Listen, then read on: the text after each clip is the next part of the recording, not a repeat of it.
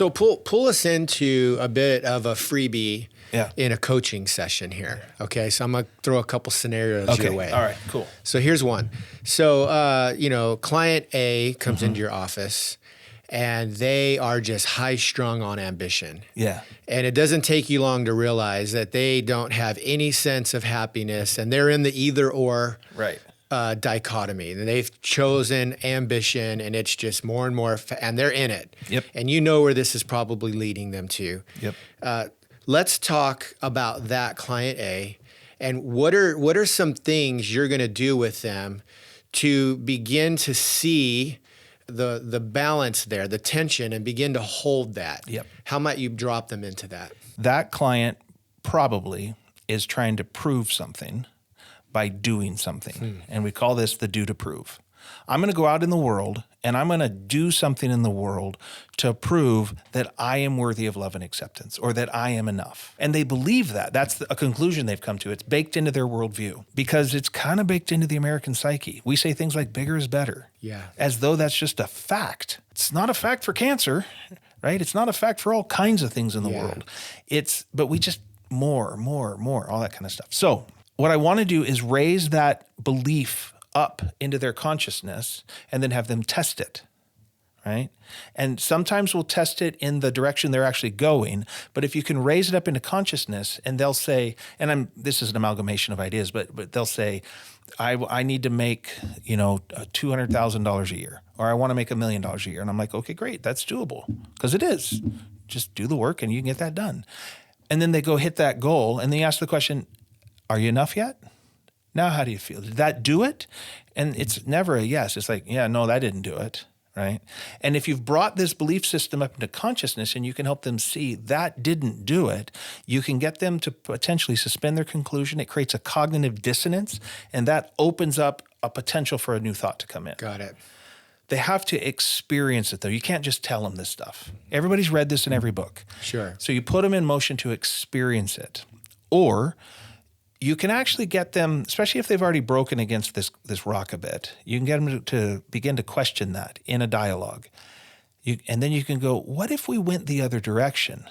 And they're like, oh, well, the world would fall apart or something like that, right? Everything would break. I'm like, I wonder if that's true. Right. Let's design a little experiment. And then we'll go do that. Now, it's a small thing. It's not big, but we'll go do it. And we'll see what happens. And then again, we bring it into consciousness so that they can actually measure what actually happens. And we tell the story properly. Because a lot of times they'll go do this thing, it'll have a good outcome, and they'll just basically go, well, I just got lucky. That's not actually how the world works. And it's like, no, it actually it's for everyone is. else. Everybody else. So client B is the other. They've subscribed to the either or, but they are the I have to find my way out of the cycle. I've got to rest. I need this work-life balance, and it's got to be totally perfect.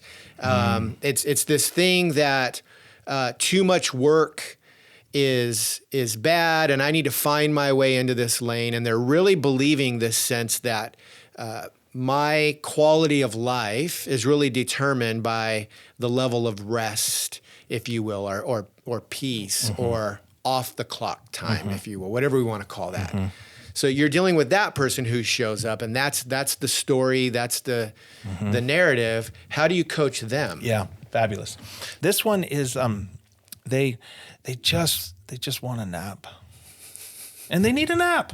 But a nap turns into a nap every day, which turns into this other thing and lack of productivity and all. And they get increasingly bored, and they just sort of wind down into this malaise, right? And what you'll see in that person is they'll then snap into high production, and they'll flip with all this energy, and they'll flip into high production, and then that wears them out, and then they fall back, and we call this the try harder, give up cycle. I'm just going to try harder. I've just got to try harder, but it exhausts them, and it doesn't refuel them, and I just need a vacation. Sure. And they flip back over here. But that leads to a boredom.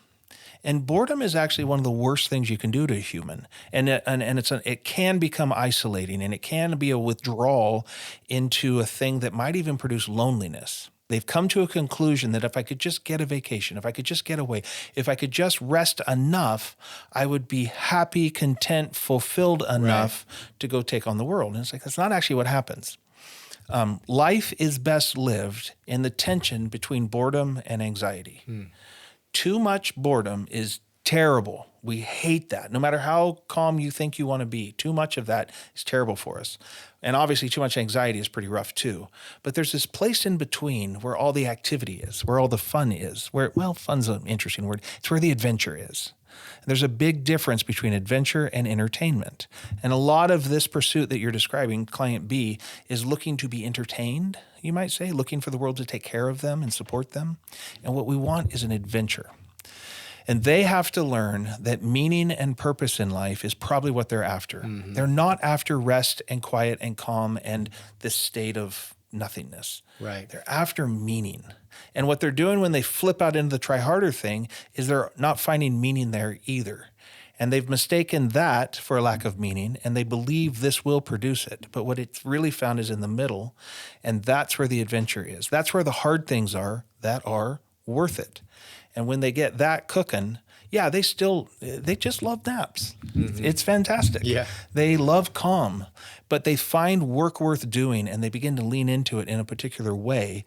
And it is highly productive. Yeah. It looks different than a type A driven, it looks different, but they start to create, what they really start to do is serve others. And so you have to design the same thing. You've got to recognize the pattern, design experiments for them to start to discover this other thing that they're not finding. It's a cognitive dissonance. And you've got to walk them into that in a way where, and then when they have that moment, you grab it and you celebrate it and you tell a different story about it. Yeah.